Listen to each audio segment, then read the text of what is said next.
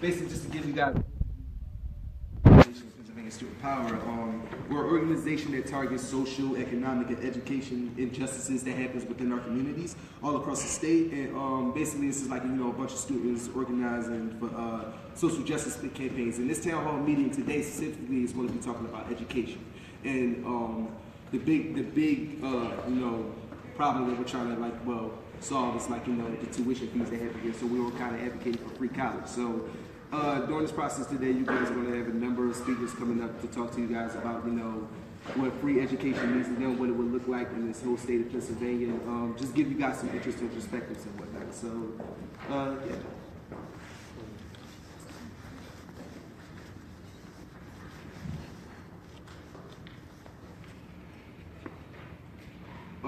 Yeah, so basically, this is going to be explaining the funding between students in the city and clarify some problems that students have been having across the campus and whatnot. So I'm turning it over to Brent Alfonso, who's going to give a more in-depth analysis about that.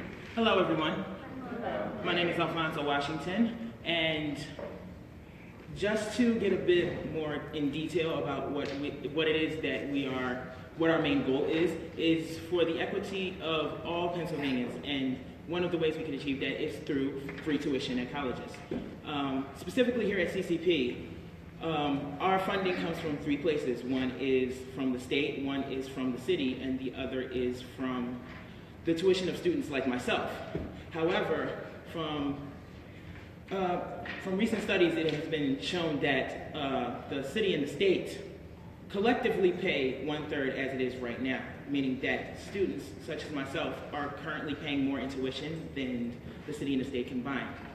This is one of the many reasons why free college is so essential now more than ever. I have met many students all across different campuses from Pennsylvania's colleges, whether they be from Temple, Drexel, here in CCP, so on and so forth.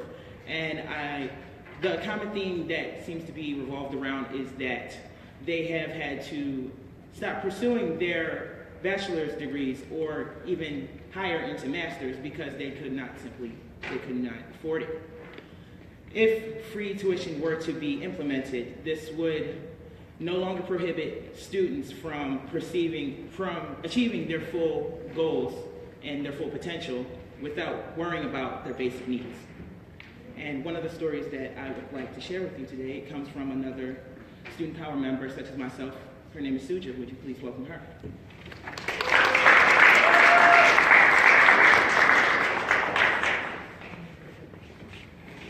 So I'm going to discuss how free college how white supremacy impacts access to college. So according to the U.S. Census Bureau, 22% of those who are living in poverty are black individuals, and they are not provided the opportunity to go to college because they cannot afford it. For example, they are not provided a living wage, they go without food, they go without utilities such as heat, they are not provided access to health care. The current administration wants to gut the food stamp program and LIHEAP, a program that benefits those who cannot afford to pay their heating bills, and they want to cut Medicaid. Another example is mass incarceration. The Sentencing Project provides information on their website that states that in the U.S., 1 in 3 black men are incarcerated, while 1 in 18 black women are incarcerated. According to DoSomething.org, about 57% of the individuals in state prisons are comprised of black individuals there for drug-related offenses. As we know, the justice system is a highly racist system, often punishing black individuals more severely than white individuals. The Federal Student Aid states on their website that when an individual has a criminal record with a drug-related offense or are charged with a drug-related offense while in college, access to FAFSA is limited, or they may not be able to get funding at all. Additional factors contributing to racial disparities in college education is wealth inequalities and how scholarships are distributed. Black individuals have less opportunities to accumulate wealth than white individuals. Black individuals have less opportunities to accumulate wealth. The New York Times have said for every 100 in white family wealth, black families hold just $5.04. The Washington Post said that the leading causes for wealth inequalities are homeownership rates, retirement savings, and student debt. According to them, Black families are impacted the most by student debt, recording 31% of owing loans. It is due to the lack of wealth that contributes to Black individuals not being able to afford college. The lack of wealth also contributes to housing on campus, food on campus, etc. There are also people who believe that minorities receive more financial aid, but data was compiled to suggest otherwise. In truth, white individuals receive more money due to different reasons. In an interview done with NPR, the individual who compiled the information explained that 72% of scholarships are distributed to white individuals while 28% are given to minorities. For example, white individuals primarily receive merit grants while Black individuals do not. Merit grants are rewarded based on factors such as academic achievements. In an article written by The Atlantic, the author discussed how school districts in Pennsylvania are funded based on skin color. In areas concentrated with white students, they received more funding, while areas concentrated with minorities received less funding. In another article written by The Atlantic, they describe how low funding for public schools affects college readiness, chronic absenteeism, and lower rates of success for poor students. All of this affects how an individual will not be able to receive merit-based grants. Free college will benefit everyone, but in a country with white supremacy, free college will most be beneficial to communities impacted by white supremacy. With access to free college, individuals will be provided an opportunity for upward mobility for themselves and for future generations.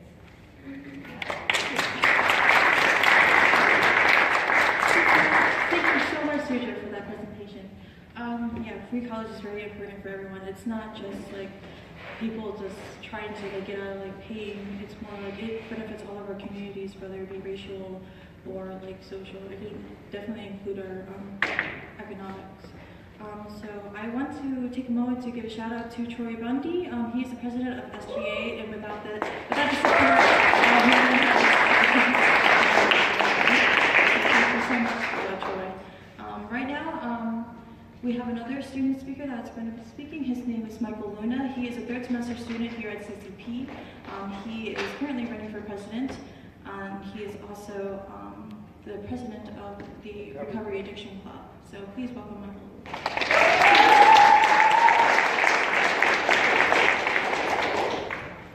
Good evening, ladies and gentlemen. I would like to first start by saying I appreciate all of you for coming here today. This is very serious, touchy topic, not just in Pennsylvania, but all across the nation, for people who want to strive for excellence, strive for better, strive for what is supposed to be given to us, which is an education. Unfortunately, big guys with big money think differently, because education is not just education at this present moment. It's 2017, soon to be 18, which everything is revolving around the almighty dollar bill. I'm a human being first, and coming from where I came from, college was never, ever a thought process that I ever wanted to interact with. I have a year and 4 months clean of drugs and alcohol.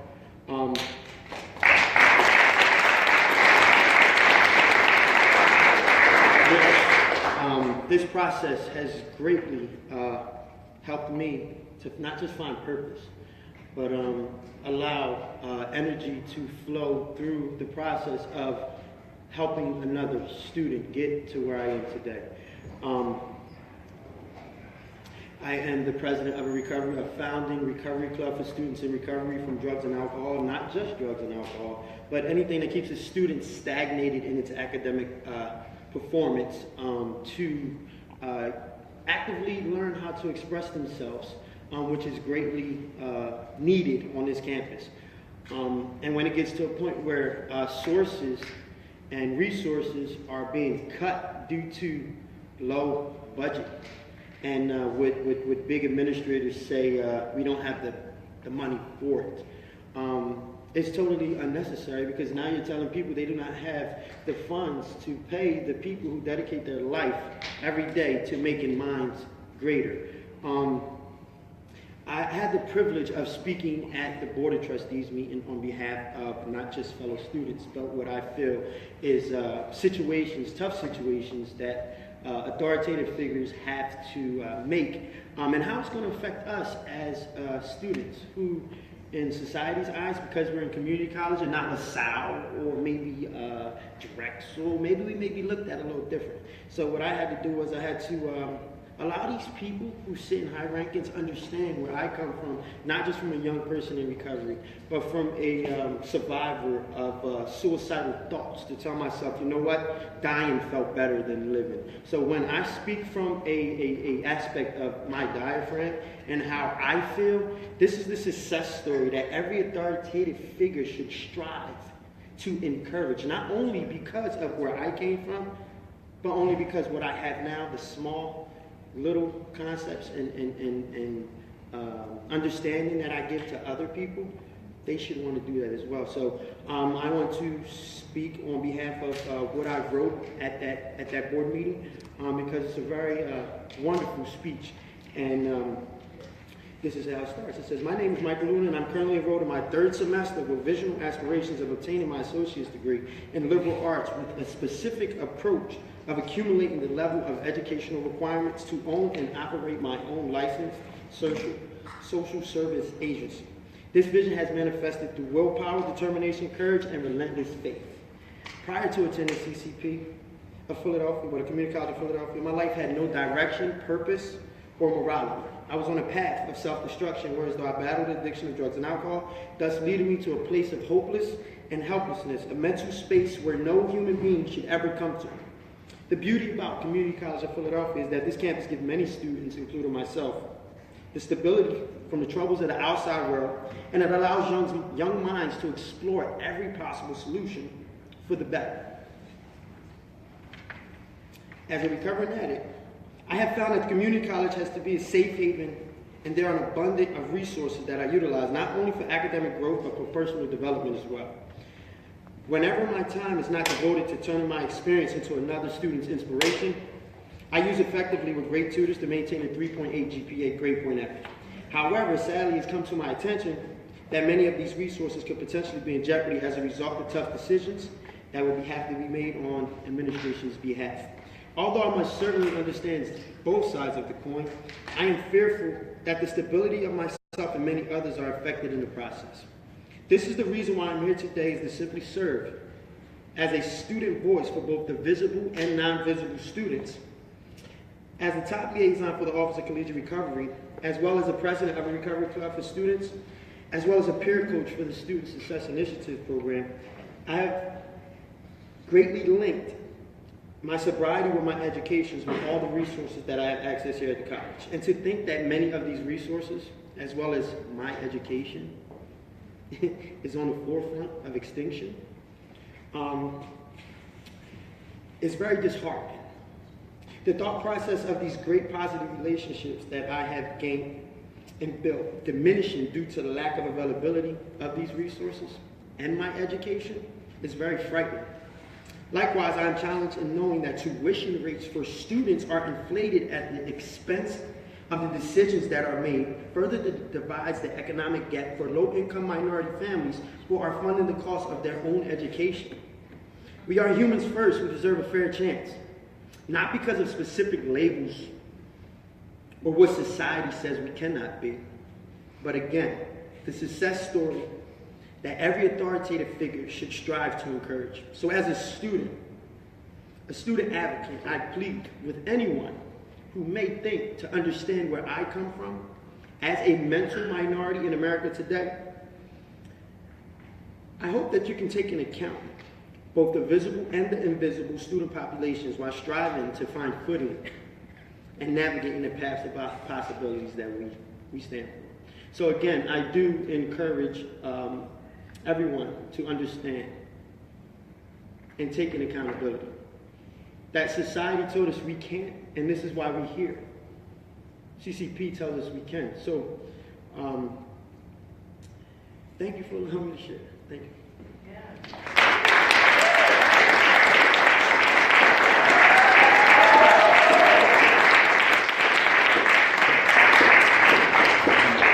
Very powerful words. Thank you so much, Michael.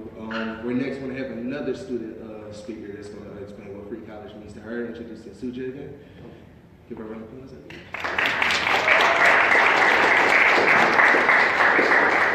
Hello again. So I advocate advocate for everyone to have free college, so if I'm going to tell you my story about what free college means to me. So I'm a 32-year-old stay-at-home mom to a 9-year-old. And I may not look it, but I'm a person who has an illness that impacts my ability to work. I pay for my education with little to no help from financial aid. I'm currently living separately from my husband due to circumstances such as my health and being unable to afford the rising cost of housing and living expenses. The cost of tuition also is a burden that affects my ability to move out. My husband and I are aiming to move out as soon as possible, but if we do, I worry that I'll be unable to afford to continue my college education. It is a goal of mine to pursue a degree so that I can have upward mobility for myself and my family once I'm able to work. I want us to have a better life. I especially want to provide our daughter with a life that my husband and I did not have, because our parents did not have the opportunity to go to college and worked low-wage jobs. I continue to hear how easy it is to buy a house, pay bills, and so on. But I personally have to choose to pay my medical bills or my college tuition. I have to choose to pay my rent to my mom or pay my college tuition. Sometimes I even pay my tuition late so I can afford the several medications I take. I often do not get the opportunity to buy my own groceries. With college education provided at no cost, I will not have to make such choices. Many other people will not have to make these choices and more. We will be given an opportunity for upward mobility and be given opportunities for better lives for ourselves and our families.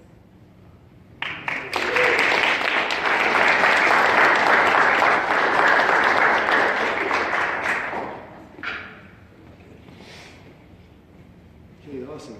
Can we give another big round of applause to both of our speakers?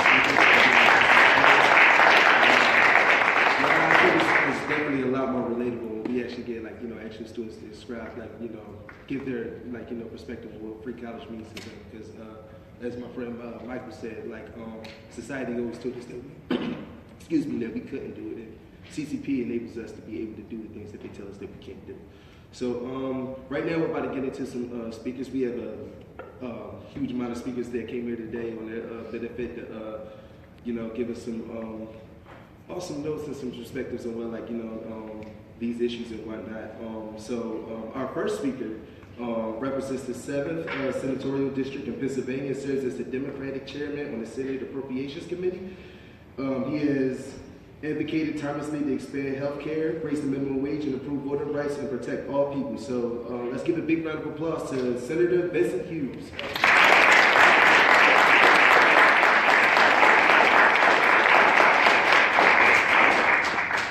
So how many minutes you got for me, man? Half? No, don't take it. How many minutes? 2, 3, 4, 5? 5 minutes, okay. All right. Let me just say thank you for everybody for being here, for more importantly convening this conversation, and hopefully this is in many respects a jumping off point to a statewide effort. And the power that you have as opposed to the power that existed in years past is through social media. You can communicate the message, you can let folks know, you can talk to people all across the state of Pennsylvania with relative rapidness and get something going that I think can be significant. It's important that you understand contextually where you are in this conversation. Students, there's a long history that exists in Pennsylvania around legislators, especially African American legislators in Harrisburg, fighting and creating some significant change and some significant progress around the issue of access to higher education. The community college system in Pennsylvania was created by a gentleman by the name of K. Leroy Irvis. And if you don't know that name, you need to look it up right now, okay? And you understand that you're not isolated, okay? That there's history, there's context, there's all of this that exists before you, and then when folks fought for change, fought for progress, there were victories, okay? So you're in a community college because an African-American legislator from Pittsburgh, Pennsylvania, who's probably the greatest legislator in the history of the Commonwealth of Pennsylvania. Going back to Ben Franklin, y'all heard of him, right? Okay? And before that, his name is K. Lee Rivers. He was the first African American to be a speaker of any General Assembly in the United States of America. He created the community college system. You would not be sitting here without his work. So remember that, okay? He created FIA. Some of you have heard of FIA, Pennsylvania Higher Education Assistance Agency, okay? He created that. He created the Pennsylvania Black Conference on Higher Education, convening African American higher education folks from all across the state of Pennsylvania. So you're sitting here engaged in a long historical struggle that has some history of victories. Why do I talk about victories? Because a lot of times we're confronted with, we can't win. We're confronted with, there's no win available to us. And the truth of the matter is, there's a long history of victories. The second legislator who then became a congressman, who I want you to remember, the name is Shaka Fattah. There's probably no congressman in the history of this country who's driven more money to higher education, especially for disadvantaged students. See the quotes, see the air quotes, right? Disadvantaged students than Shaka Fattah. Created the Gear Up program, created last dollar scholarship programs, all kinds of programs all across the country. All right? He was West Philadelphia, born and raised. Okay? From the neighborhood. State rep, state senator, went to Congress. All right? So understand that as you wage this fight, that you can win. Okay? As you struggle, that you can succeed. So now let's take the anger, let's take the need, let's take the drive, let's try to put some policy to it, okay, so that we can drive towards some solutions, all right? So to make college free, you need money, okay? This question is who's paying for it, all right? To make college free and affordable to everybody, it's got to be paid for by somebody, all right? Now I am in Harrisburg, the Democratic chair of the Senate Appropriations Committee. So my job is to figure out where the money's at, okay? When the folks from the representatives community college, they come up to Harrisburg, they look for more money, they usually stop in my office, okay? Because that's my job, all right? So we've done some analysis, we've looked around, trying to see what's working. And you know, obviously the new program that has been discussed a lot is a program in New York, right? It's called the Excelsior program, right? It's basically a last dollar program. It essentially is you get all the money from everything else, okay? You get all the money from everything. I hope y'all taking notes on this, okay? I need to take some serious notes. Write this stuff down or we'll record it. My man is recording, right? You recording? Yeah. Okay, there you go, all right? Send it out. Tweet it out. I'm at Senator Hughes. That's me on Twitter, okay? Except for Derek Green, I'm the coolest elected official tweeting in the land. All right? Okay? All right? Trust me, all right? So it's the Excelsior program, and it's a last dollar program. In other words, you get all your federal and your state grants and everything else, and you get your scholarship programs, and you go to the church, and you get them to donate $500, and you go to the sorority, and you get them, or the fraternity, or wherever, you go to the business, you get them to donate, and whatever's left, all right, the state of New York says they're going to pick up the tab. Now, of course, there's some income guidelines. You got to be making, I think, up to $100,000 or $110,000 per family, something along that line. But that's what they're doing in New York. And the state has appropriated, I believe, $87 million a year to fill in that gap. You follow me? So it's a last dollar program, and it's just for tuition. It's not for room and board. All right, you got to figure out on your own where you're going to live, okay? But it's just for tuition. It's the Excelsior program. So, okay, now for me, the question then, all right, so that sounds interesting. Might be a path we might want to go down. How do we figure out where to find the money to pay for that? And the governor of New York has said if there are more people interested in their program than the $87 million that they have allotted for, all right, they're going to have to rebudget their state funds to try to find more money to pay for it, to get more students into the mix. So that essentially allows for free. So now we come, that's New York. Interesting model, seems appealing, kind of like it, seems to work. All right, so how do we bring that down to Pennsylvania? Figure out some legislation, write up the legislation, introduce it, but the most important thing is how are we going to pay for it? So the question is, where's the money in Pennsylvania? Money is tight in Pennsylvania. Councilman Green will tell you how tight it is because he's always bugging me about getting more money for the city of Philadelphia. And I try to say yes to the councilman because that's a good objective to have. So where's the money coming from? Well, in Pennsylvania, we looked at a number of different factors of where dollars should be coming from because money is tight. Most folks in Pennsylvania are struggling financially. Don't know, the incomes have been stagnant actually for everyone across the country for probably about 10, 20, 30 years, all right? Except for the wealthiest folks in the state, the wealthiest folks in the country. Their income has been going up like that. Well, everybody else's income has been basically flat or stagnant, right? Everybody knows that, right? Come on, work with me now, CCP. Come on now, all right? I need some response now, okay? All right? So we looked at something, myself, Senator Art Haywood, looked at something we call the Hughes-Haywood Plan, Senate Bill 555. Okay, it's called a fair share tax. Y'all need to be writing this stuff down, okay? Because you got to use this when you get your statewide meeting together, because there's going to be a statewide meeting, right? Okay? I'm just checking, all right? There's going to be a statewide meeting, and you're going to have to communicate this to everybody else, all right?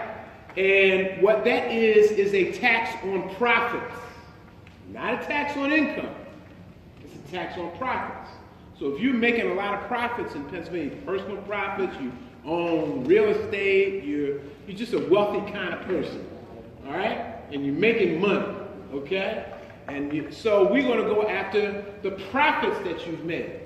We believe, Councilman, that gets through the legal piece, the constitutional piece.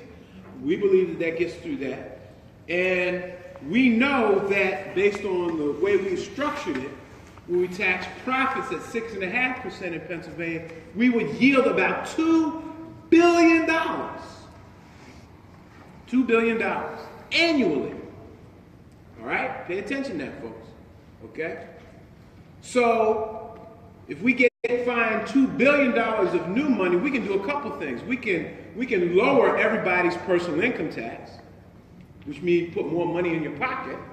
Okay? And we can carve out $80, $100 million or so to deal with a last dollar scholarship program here in Pennsylvania. You follow what I'm saying? Y'all with me now? You follow me? Okay. As the old saying goes, you picking up what I'm putting down. All right? Okay. All right? Because and I'm talking like this, and I know sometimes it might be a little, details, too much statistics, too much this, too much that, but we got to be in the business of taking that anger and turning it into action. Okay? With substantive policy behind it so that we can get done what it is that we need to get done. So that's one vehicle. Now, one other place where you can find money. And these people have been, an old comedian once said that they've been, I better not say it. This is a college campus. I can't say it. I got to put my check on it. They've been making me angry for a long time, all right? Peed off for a long time, all right? Okay? And this is the whole Marcellus Shale piece. Are y'all familiar with this? All right, so Pennsylvania has this natural gas inside, underneath this ground, okay? And it's called, the natural gas drillers call it the Marcellus Shale natural gas. And we have so much natural gas in Pennsylvania, they call Pennsylvania like the Saudi Arabia of natural gas. We got so much gas, no one compares. Texas, Louisiana, no other state in the country, most other countries in the world don't compete with the amount of natural gas that we have. So the Marcellus Shale drillers, natural gas drillers, have been drilling in Pennsylvania's land for years, but they have not been paying a tax on it. An extraction tax is what it's called. a severance tax. Y'all got that? Extraction tax, severance tax. They ain't been paying. So what's happening is they're drilling, they're paying a tax, they're taking that, they're not paying the tax, and that extra money they're putting in their pocket, and they're leaving. They're not paying their fair share. Okay? So we did an analysis. In fact, we didn't even do an analysis because we didn't want people to think, well, that's just those Democrats talking again. That's just old Hughes just talking his stuff again. So we had the Independent Fiscal Office do an analysis in Harrisburg, and they said, this is an independent, it's not Democrat, it's not Republican. They said, hey, look, we asked them how much, if you did a modest tax on Marcellus Shale drilling in Pennsylvania, how much would you yield? A modest tax is 6.5%. That's about in the middle of the pack of all the states in the country. All right? I'm at 9%. I'm a little bit more aggressive. I'm not as modest as they would like me to be. Okay? And they said a modest tax would yield in the first year $349 million. New money. In the second year, $712 million. In the third year, $755 million. In the fourth year, $931 million. And in the fifth year, $1.1 billion. So in 5 years' time, in modest tax, I know you're going to try to shut me up. I understand that. You got that look on your face. But I'm going to finish. All right? In 5 years, a modest tax on Marcellus Shale would move an extra $1.1 billion into the state. And all we want for a last dollar scholarship program is about $100 million. Now, here's the deal, and this is the wind-up. This is the wrap, okay? The deal is, now that you have the information, what you going to do about it? The deal is, now that you have the information, which most folks will not tell you, are you going to organize yourselves to demand a program like this so that you can make college affordable, accessible to you and everybody? Are you going to go to the streets? Are you going to come up to Harrisburg? Are you going to put pressure on your local legislator, on your local senator, on the governor, who I love, all right? But are you going to put the pressure on to make this policy a reality? Or are you going to sit in the halls of Community College of Philadelphia and just talk to yourself? This is easy, talking to yourself. That's easy conversation because you already committed. Ain't no controversy there. Everybody in this room is committed. But are you going to go outside of this room and talk to the people who need to be talked to and let them know that there is a solution, but we got to step up and fight back and make it happen? You know, I'm going to conclude with this, because now they got all three of them looking gritting at me. First it was just the young lady. She was gritting at me. Now all three of them are gritting at me over here, right? So, but let me just conclude with this. Everybody remembers or should remember, in the 60s, where we finally won on a huge number of issues. The Civil Rights Act, the Voting Rights Act, fair accommodations, and we were just rolling, okay? But that was as a result of political pressure. That was as a result of folks walking and talking and raising hell and going where they had to go to demand justice and equality in this country. But you got to look at that moment in the context of what was the question 20 years before that.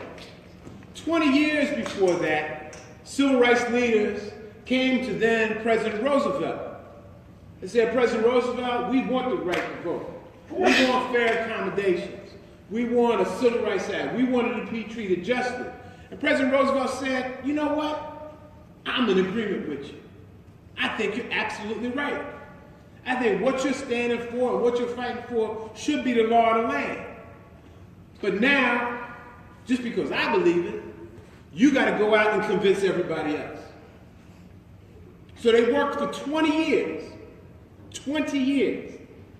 until the mid-60s, 63, 64, 65, 66, 67. And it took a 20-year struggle in that time, consummated by the work of Dr. King and everyone else in that period, to turn those dreams into reality.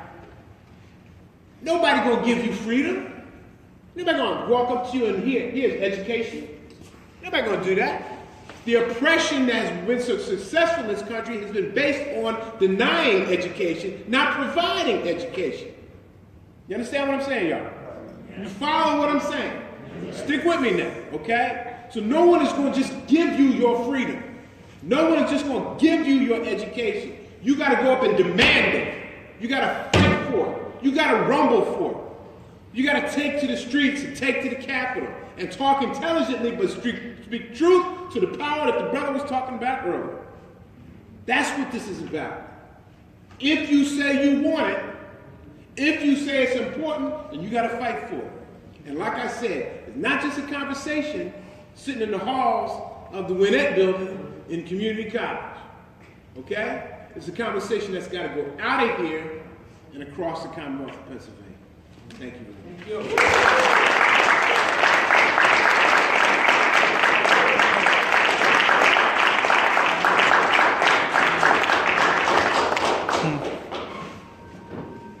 Thank you so much, Senator Hughes, for that exhilarating speech.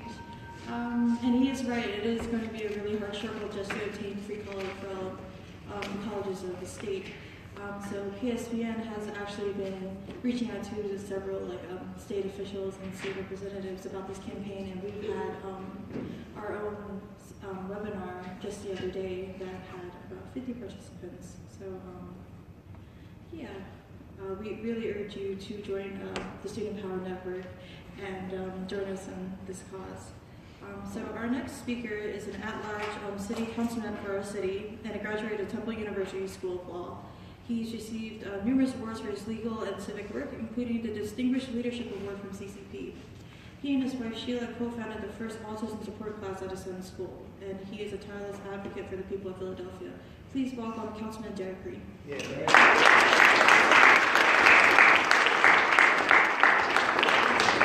You gave me a hard act to follow following Senator Hughes, so I will try to do my best. But good evening, everyone. Good evening. I have a tendency to walk around with my mother was a school teacher for 30 some odd years, mostly out in high school, so I get that talking around perspective, having worked in education.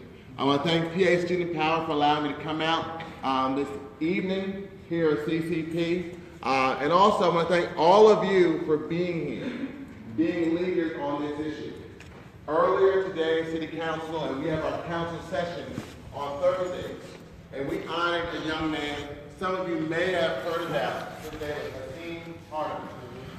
Hazeem if you know his background, he was at Murray Dobbins High School, had some challenges, and then was able to come to here, Community College of Philadelphia, came out of CCP, went to Temple, and is Temple University's first Rhodes Scholar. So think about it. 27 Diamond, had some of the same background as some of us in this room had, and he became a Rhodes Scholar. 32 people were selected as Rhodes Scholars. 850 people applied from universities all around the world to have the opportunity to go to England, to Oxford, and study and become a Rhodes Scholar. And he started right here at CCP. So I give you that perspective because all of you are leaders in your own right, and who knows if any of you may also become Rhodes Scholars. So some of you talked about the Excelsior program in New York, talked about fair share tax, which is a bill that he and Senator Haywood is working on. Also talked about the Marcellus Shale tax.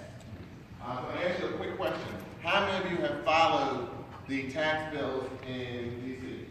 Have any understanding? Okay? So I'm going to come back to that in a little bit because all of this is interconnected. Now, as I was introduced, I'm one of 17 members of council. We have 10 district council members that all represent a specific part of the city of Philadelphia, about 145,000. And of the other 7 council members, there are 5 at-large Democrats and 2 Republicans.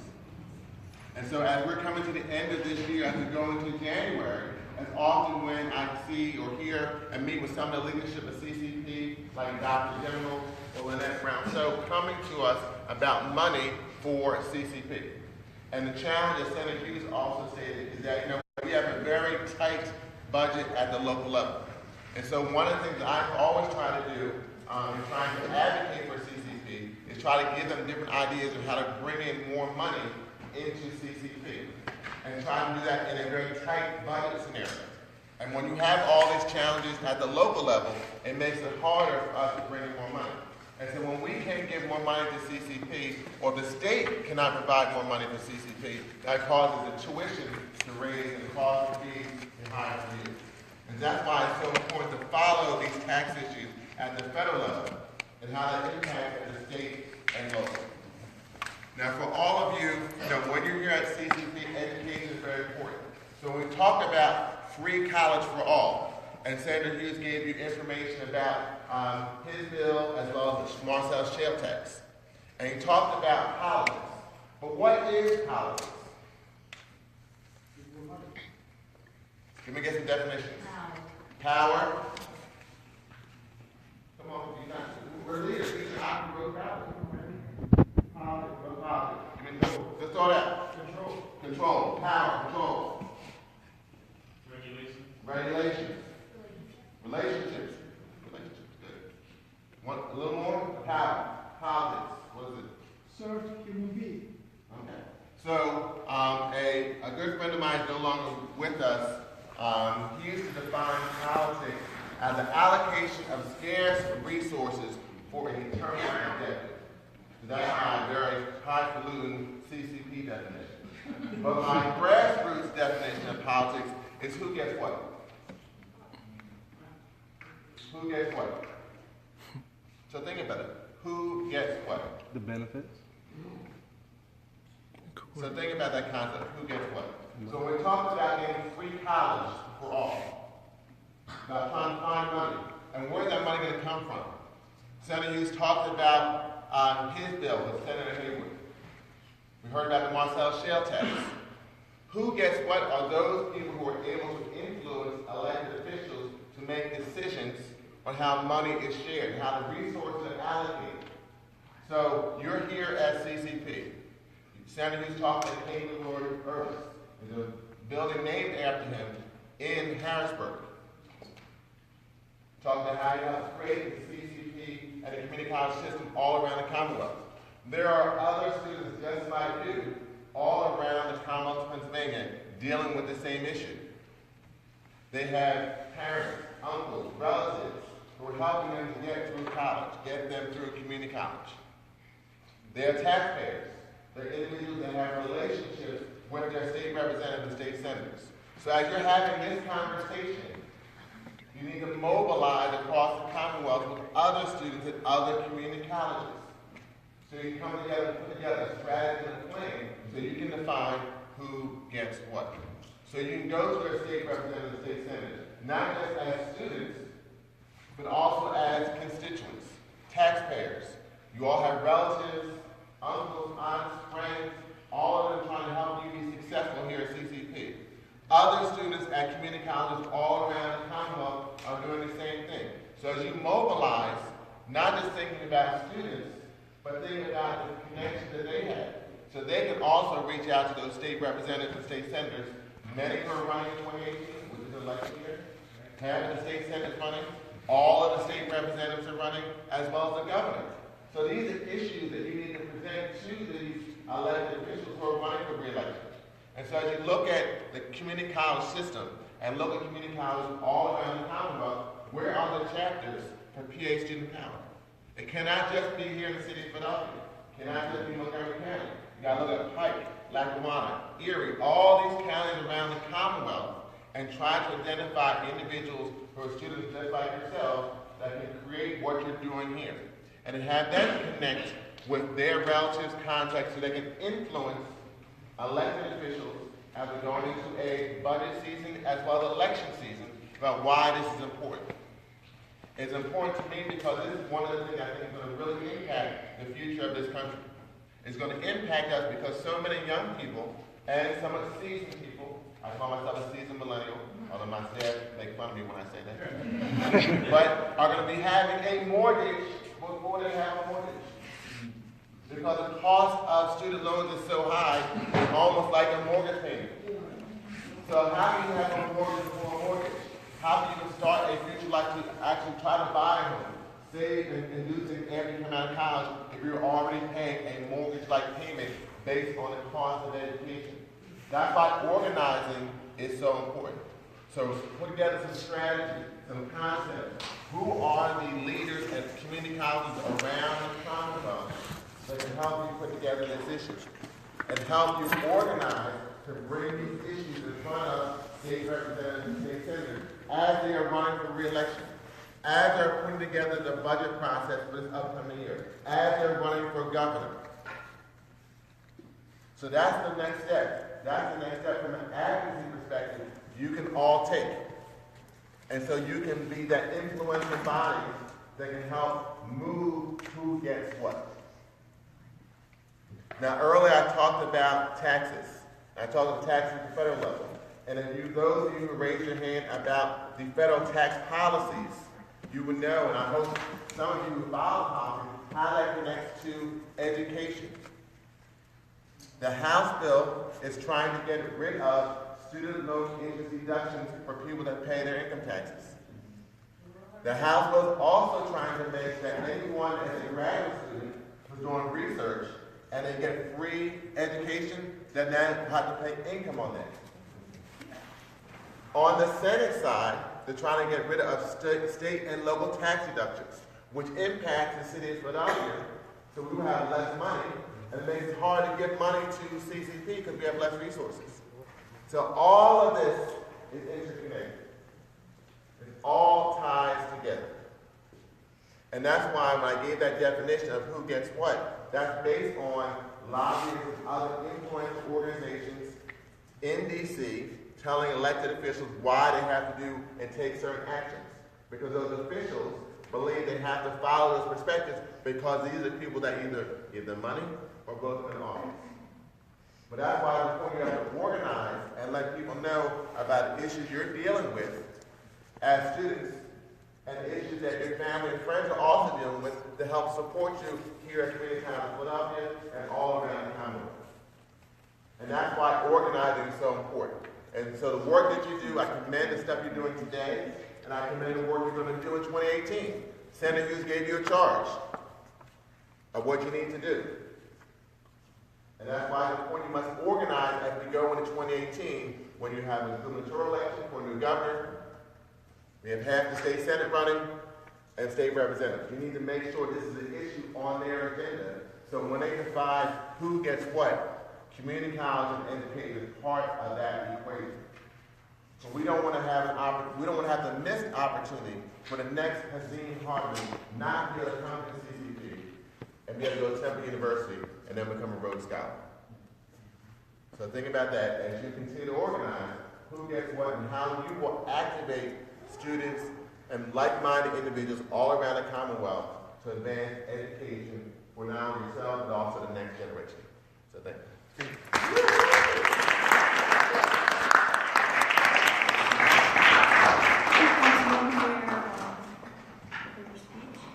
So right now we're going to take a 3-minute break. We have materials on your desk that I'll need to look over and just discuss with your table mates on what college means to you.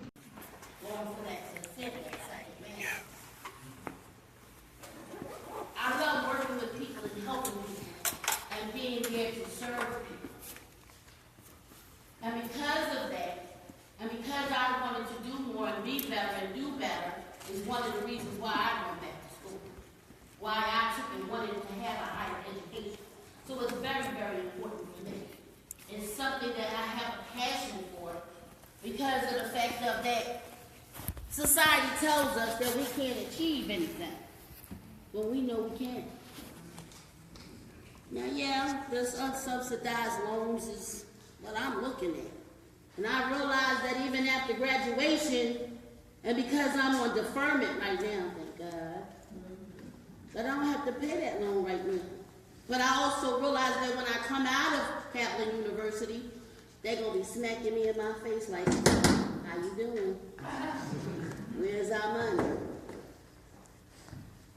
But I'm hoping and praying and trusting in a power that's so greater than me, even though You know, it'd be nice if I won the lottery and I could pay it back.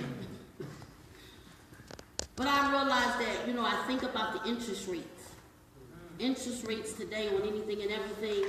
I heard him say about a mortgage. I feel like that's what I owe is a mortgage.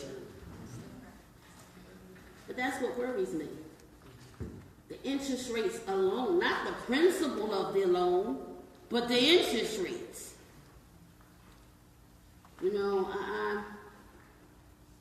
My union does help with some type of higher education, but nothing when it comes to a graduate program. It's what my master's is a part of. I was able to get student loans and get grant money and unsubsidized loans and scholarships when I first started out. But now that I've gone to a higher level, it ain't there. Because I've maxed it all out trying to take and get those other degrees.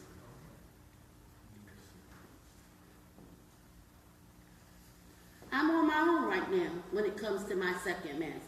Well, actually, all of it, technically, because I got to pay it back anyway. But I'm on my own. So free college and free graduate programs would change a lot of lives. Because if I decide to want to go further to a PhD or a doctorate program, I'm going to pay for it. And if your minimum wage is, if you're a worker today, trying to take and work and go to school is less than $15, how are you supposed to survive and pay what they want you to pay?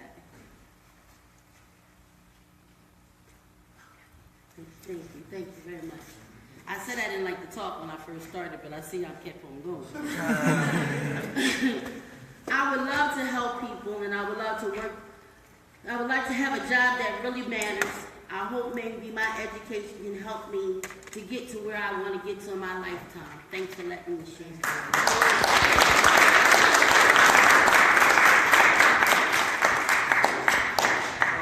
Thank you so much. Thank you so much. Big round of applause to all the speakers. Due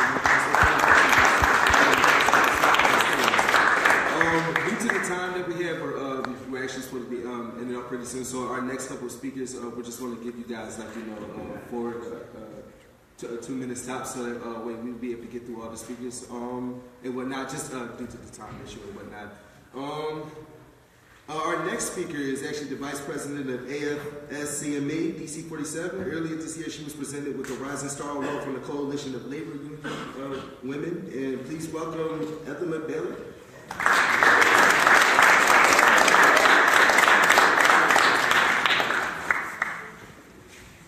So good evening, everyone. Thank you very much for this opportunity to speak before you all, and I'm going to make it really quick, but I'm going to touch on a few good points for you all today, right? As the young gentleman said, I am the Vice President of AFSCME District Council 47, and one of the things that AFSCME International has done for its members in the labor union is they have negotiated with Eastern Gateway Community College. This is a great model for you all to look at for free college benefit for all of its members, and not only for its members, but for their children. It could be children by birth, stepchildren, grandchildren. Everyone is able to obtain a free college, and how they're able to do that, it covers any amount of tuition, fees for books that is not covered by federal and or employer education grants. This benefit is extended to our family members, as I have stated before. What a great thing, right? Because we're talking about free college education for everyone. But one of the things that I want to share with you all is when we talk about labor, right? How many of us in this room really understand labor? A few hands, very good thing. But if you just listen to what they say in the media, you would have a very negative impact when it comes to labor, right? I was sharing, and I want to just share with you all real quick. We buy into society's idea of what college should look like for everyone. They tell us that right after high school, your goal should be to go right to college, right? How are you going to afford it? No one ever talks about that. Families go into a lot of debt. As the sister said over there, I have over $100,000 in debt as well for college education. It was important for me as a mother and a wife of 5 kids to go back to school, not only for my bachelor's, but to obtain my master's degree. I did start right out of high school, but I left.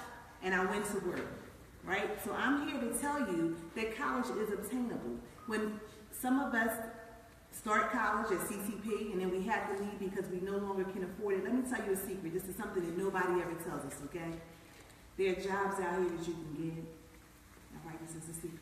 Jobs out here you can get that then you can go back to college and you'll be able to afford it. And if, for the city of Philadelphia, for instance, they offer a 25% discount to certain colleges within the city of Philadelphia to make sure that you're able to go back to school.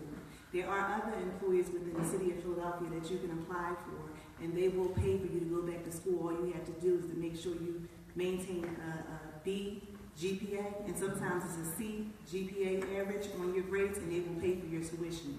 So I want you all to understand that college is obtainable, right? We just don't have to buy into what society tells us, but we should fight for free education for all. It's important that everyone has an opportunity for education. The same way labor unions are here because everybody has a right to equality jobs, job attainment, health and safety on the jobs in a way to pay and make sure that their families are able to maintain the middle class. I want you all to understand it, right? So I told you all a few things today. I want you all to know that labor, AFSCME DC 47, is here to stand with you all. If you need support whenever it comes to having bodies, when we're talking about legislation, we will make sure that we ask some of those elected officials who come before us, because as Senator Vincent Hughes said in Derek Green, this is an election year, we will make sure we ask them about free college and where they stand with that and how do they feel about funding free college for everyone.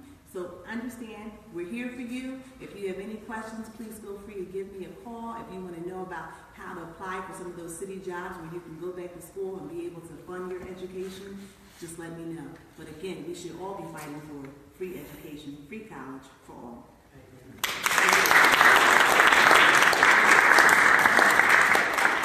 Thank you, Ms. Evelyn. Our next speaker is a faculty member from the Westchester University Department of Educational Foundations and Policy Studies, a member of APSCUF and a product of PA Public Education. Please welcome Ms. Dana Simone.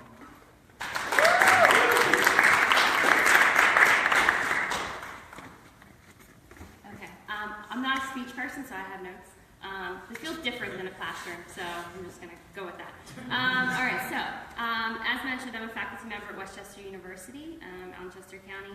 I'm also a graduate of Westchester University. Now, I remember pretty vividly when I was applying to college in high school, and all of my friends, were applying to these universities and kept saying, like Westchester's the cheap option, right? And as a first-generation college student, I was happy to be applying anywhere, but everyone else talked about it as this, way to get through the system pretty quickly, pretty easily, no big deal. In spite of that, the cheap option led me to about $41,000 in student loan debt.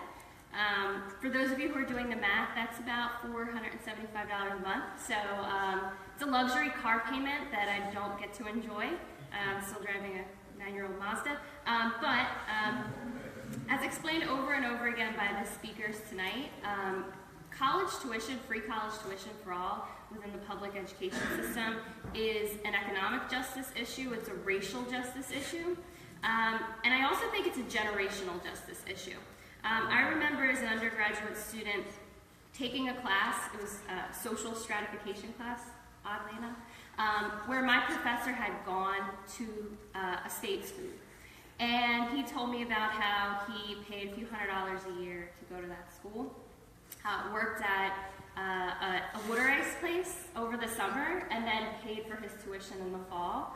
I think now, to be able to do that, you'd have to become the CEO of Rita's Water Ice to be able to pay for your tuition. Those who came before us didn't uphold the value of public education. They slowly defunded it, they sold off our campuses to a large extent, and they started putting leadership in place who didn't value public education.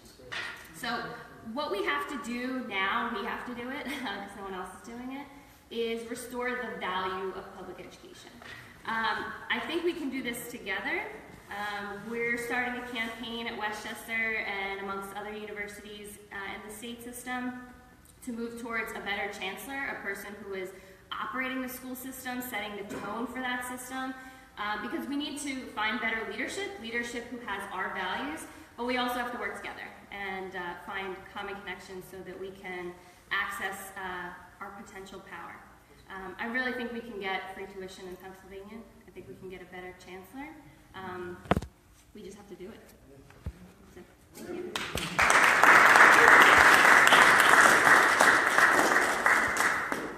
Thank you so much. Our next speaker, just make sure I get your name right. We have Coffee. Yeah, that's right. Coffee? Oh, just making sure. Right. Coffee.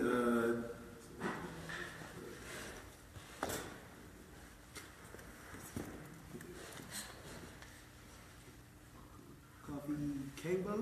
Right. Gotcha. Introducing Coffee Campbell. I'm sorry. It's all right.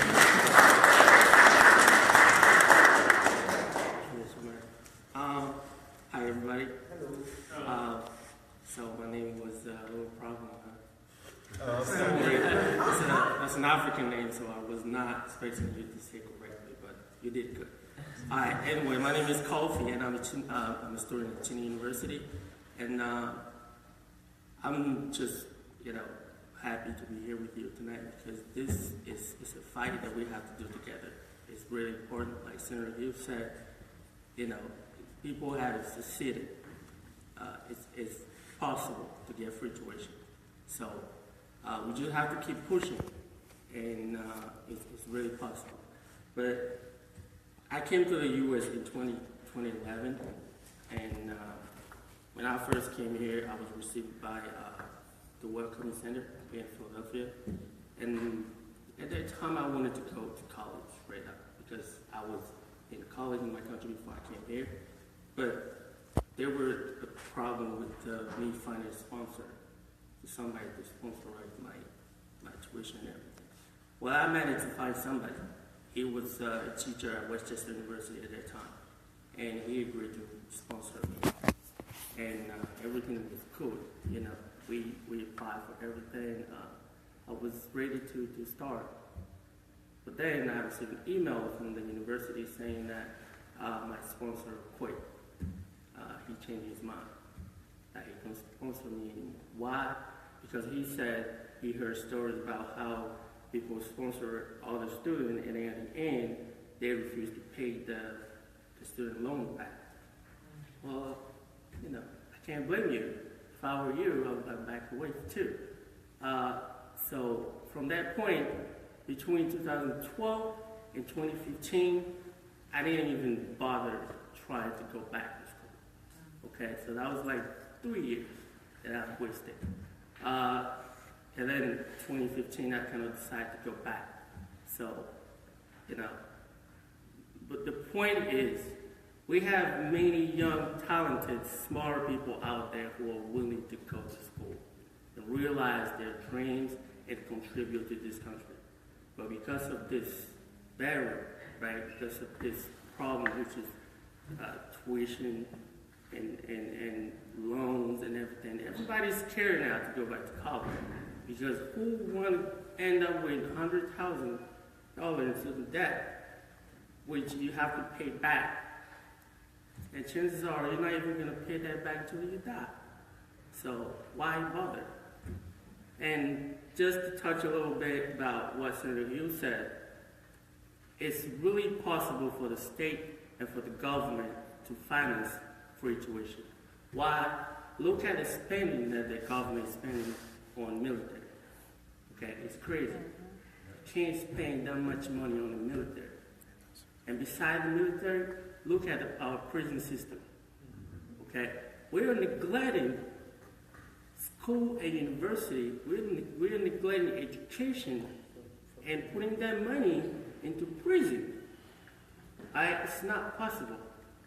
And by doing that, all we're creating is a society that look at people who don't have that kind of education as criminals, right? And that just the only thing that creating is an injustice in the society, okay? Because while I'm in the street, I'm fighting for my family, trying to provide for my family, and there come that cop that look at me as a criminal, as a thug, right? Because I'm in the street. Why? You don't even try to ask me what am I doing in the street in the first place, right? And let me give you another example. Look at Colorado, right? Y'all know if you're black, now black, right? If you're hip, young and hip, you know what happened in Colorado a few years ago, right? They legalized marijuana. And let me tell you, in the last 3 months, they have been having more than $2 billion in revenue, okay? Because they tax marijuana. And that money is going to the state budget. And with that money, think about what the state can do with that. All right? So it's really possible. And like Senator Hughes said, we have to keep pushing. Next year, 2018, is going to be election year. And we all need to be invested in that. Okay? I already engaged to invest in Governor Wolf's campaign. He's running for re-election. So we all need to do that. Okay? We all need to keep pushing until we get real results. Because it's only now or never. Thank you.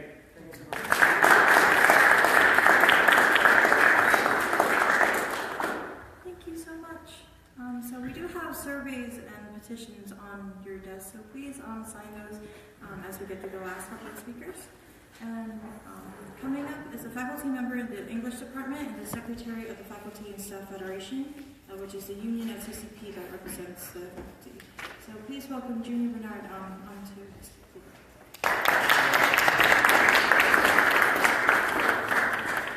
Good evening. First, just a thank you to Cynthia and Alfonso and the other students here who invited me to speak. I do teach in the English department here at CCP, and I'm also the secretary of our local union that represents faculty and staff. I wanted to talk about a few things this evening that relate to a lot of the topics that have come up already. The first thing that I wanted to address is that, or just sort of let people know that the union is in the middle of contract negotiations with the college administration and board here at CCP, and we're not making a lot of progress. One of the first things that I think many people think of when they hear about union and contract negotiations is wages and benefits. And it is true, we do care about our wages and benefits. You know, we want to make sure that everyone here at CCP makes a living wage. You know, some of our staff here make under $15 an hour. When we were hearing about the tuition benefits at DC 47 and some other unions, all faculty and staff here do have tuition benefits to attend classes here at CCP. And I was just talking with a staff member here in the housekeeping department who's going to be leaving CCP for another job. And she was explaining how she has been unable to take advantage of any of the tuition benefits that the college offers because she's had to work 2 other jobs while she works here full-time. She's taking another job that's going to pay her closer to a living wage. One of the things we're fighting for in our contract negotiations is for everyone to make a living wage. We also are seeing that we've started some conversations that I've been fortunate to have with students in Student Power about the ways that the college is trying to balance the budget here on the backs of faculty, staff, and students. You know, that the college wants us to pay more for our health care and make less money at the same time they're raising tuition. And the board just voted for another tuition raise that went into effect this year. That was a decision made in June. But the second thing I wanted to talk about that I think is not as commonly associated with unions is the way that our working conditions as teachers are really directly related to the learning conditions of students here. And I wanted just to touch on a few ways that relates to our contract proposals right now. We really believe that faculty need a reasonable course load in order to provide the kind of feedback that students need on their assignments, to prepare for class, to be able to meet everyone's needs in the classroom. And our president and administration are really digging in their heels and want every full-time faculty member here to teach an additional class every semester, and are refusing to talk about any other contract proposals until we agree to that. And sometimes this because we talk about it in terms of contract proposals, I think it gets put into the sort of category of, well, what we want for our own wages. And I think in this instance, what we're fighting for is really directly related to the conditions students are learning in here. One of the other things that really matters to us is that we continue to diversify our faculty body. I think for anyone who's been a student or a faculty member here at CCP, you'll notice that our student body is largely students of color, and our faculty body is largely white. And we would like to continue to make progress to make our faculty body look more like the students we are serving. If the college administration succeeded in requiring all full-time faculty to teach an additional course, it would halt all of the new hiring for many years, including faculty of color, in addition to laying off all of our part-time faculty, essentially. So there's also some other proposals that we would like to talk about, if the administration would come back to the table to do that, that have to do with lowering class sizes in our writing intensive courses. We think the class size is too high in writing intensive courses for them to actually be writing intensive. We would like a better advising system that better meets the needs of students. We would like some ratios in our counseling and learning lab departments that would ensure that all students have better access to the kind of supports they need outside the classroom. The third thing that I wanted to talk about is the ways that I think we're seeing, I'm really inspired by all of the sort of really visionary thinking here about how to get free college in Pennsylvania. And I think it really requires that, we have more investment in our public institutions. There's a time when the idea that we would have free, K-12 education be public seemed like a radical idea. And that seems pretty standard now. This idea that we have free college, I think, could take a similar kind of trajectory. But one of the things we're noticing is that our administration here at CCP seems to have be giving up on CCP as a publicly funded institution. We see them doing things like buying a property in Center City in order to do real estate development for market rate housing, to try to generate profit that way. We don't see that serving the needs of students or any of the educational goals of the institution. And in that sense, we really need the city and the state to step up and pay their fair share to fund this institution in the way that it was founded. I think one of the earlier students who spoke about the fact that the city and the state are only paying a third of the operating costs here. When the college was founded, the city was supposed to pay a third by itself, and the state was supposed to pay a third by itself. So it was supposed to be 2/3 public dollars, 1/3 student tuition dollars. That has completely flipped, right? And students are shouldering 2/3 of the burden of the operating costs of the institution. The last thing I wanted to just close with, there was mention of Hazim Hardiman, a Rhodes Scholar who attended CCP in Temple. He was just honored at our English department meeting on Wednesday morning. He was a communication studies major, which is housed within the English department, and so many of the faculty who had taught him had an opportunity to honor him and speak with him on Wednesday morning. And in his remarks back to the English department, he mentioned that his experience here in the CCP Honors Program had been the most academically rigorous experience of his educational career. That includes at Temple, taking classes at Cornell, his high school experience, that he thinks of his experience here at CCP as the most academically rigorous he experienced. And I just wanted to kind of bring that back to many of the things that we're fighting for in our contract negotiations are to maintain the level of quality education that is available here to students like Hazim and many others. And that, part of what we're fighting for right now is, the ability to protect that and to protect the future of the education here for current and future students. So thank you.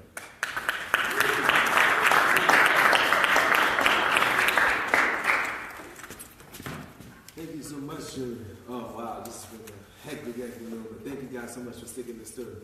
Our last speaker will be a supporting member of the Caucus for Working Educators. She's on the steering committee and co-chairs for Racial Justice Organizing Committee. She's a professional artist adjunct to the Harkin College. Hopefully I got that word right. Blogger and a freelance writer. So ladies and gentlemen, please give a round of applause for Miss Tamara Anderson.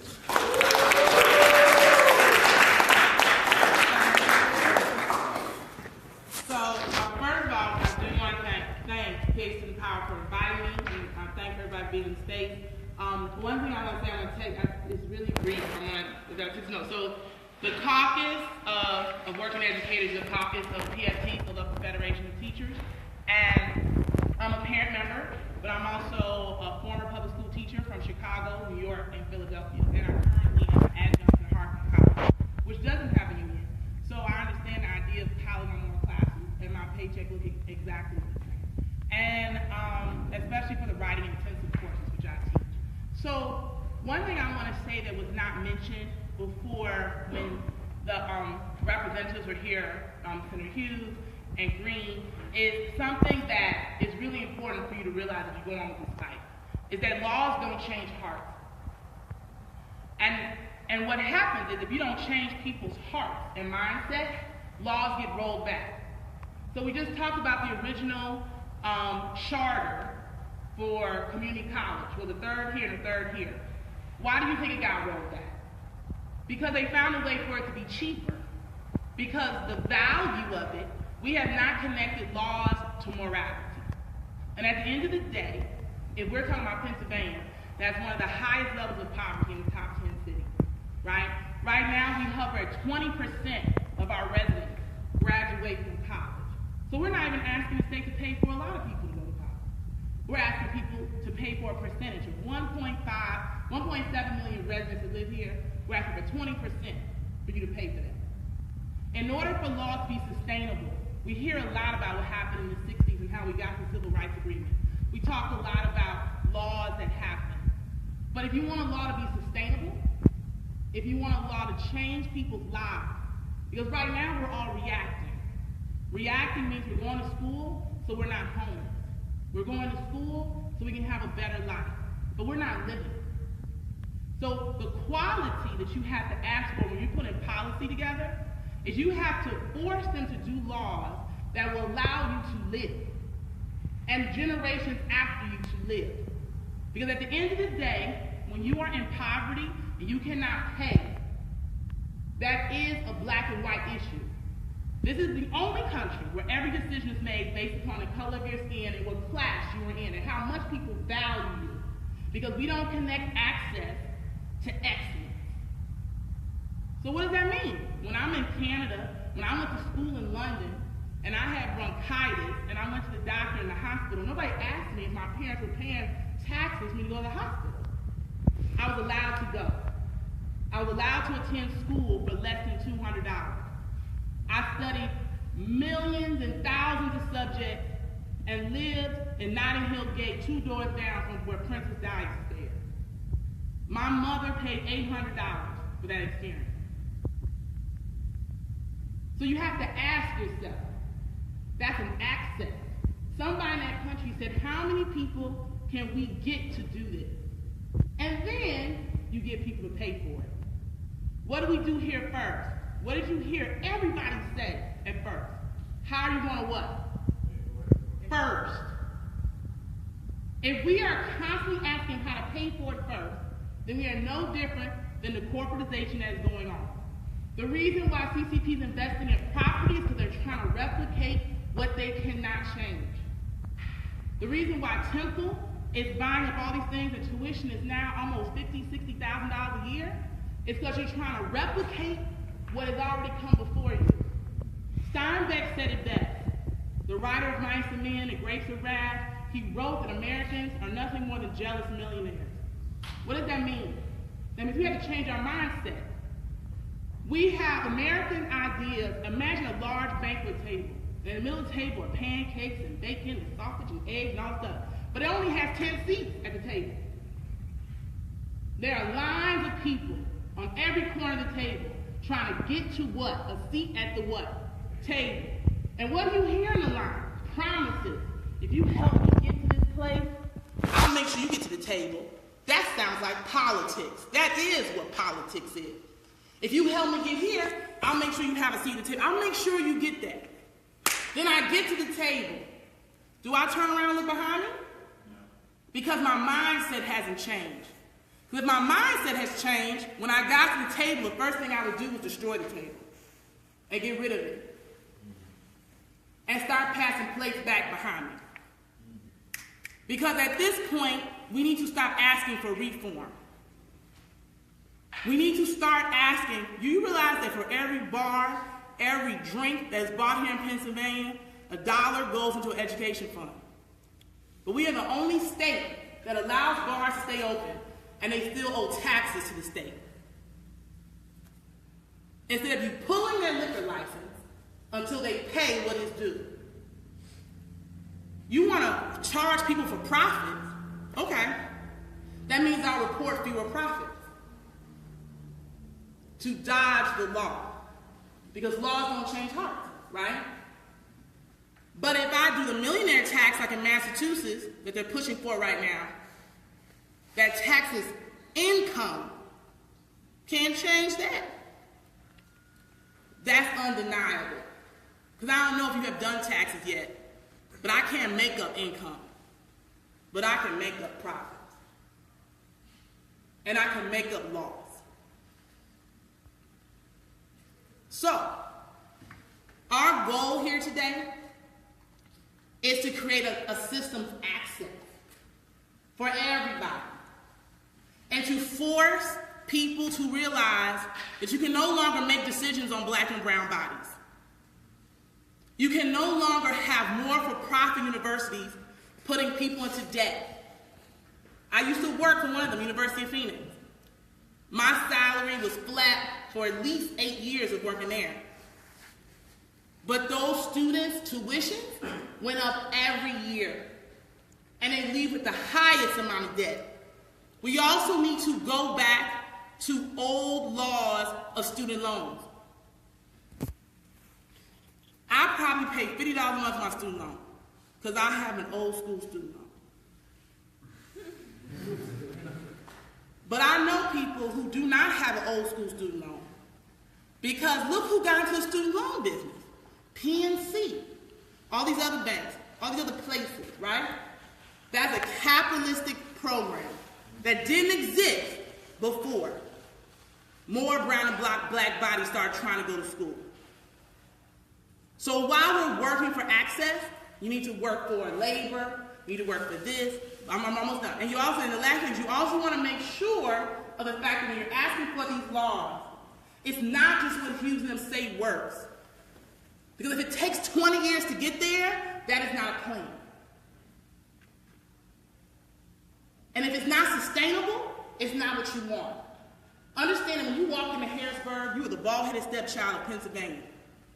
This is the only state I've ever lived in where the largest city that contributes the most taxes gets the least amount of wealth from the state. Why? Because we have the most brown and black citizens in our city. Now, if that doesn't come up as racist, then read the Power Report that came out. They'll tell you that's racist. So, at the end of the day, 1, laws do not change heart. 2, yes, you should fight for more policy. But you should fight for it to have a sense of morality.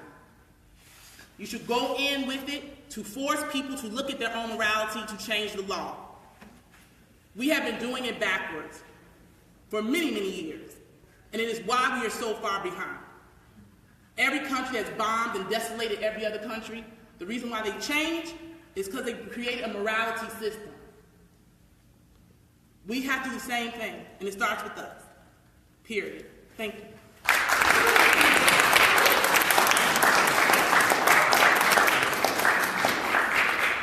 Thank you, Ms. Tamara. Here we are at the end. I just want to take the time out to thank every single one of you for showing up, because without you guys, this probably wouldn't be going as far as it will go in the future. On your tables, there are petitions and surveys that I would like to ask you to fill out. And once again, can you give yourselves a round of applause? And thank you so much for being here. excuse me, just to leave you guys off of, based off of what Ms. Tamara said. Like, honestly, we don't want this to be just like, you know, a bunch of speakers coming here just talking to you guys and like telling, like, no, like she said, if we really want to see this change happen amongst us, like to get free tuition, it all starts with us. So the more serious we take this and the more value we add to this, these people that we're trying to get, like, to help us out with the situation, they will start to see value within us. So, like, once we leave these doors, I want you all to still think about every single thing that these speakers have said to us today. And really take this to heart. And I don't want this to be just like a one-time thing that we meet up once and, you know, we just forget about it. Like, if we want this issue to be solved, we have to tackle this every single day. And that's just the reality behind it all. And I believe this can be done. Like, you know what I'm saying? This nation was built off of, you know, doing the impossible.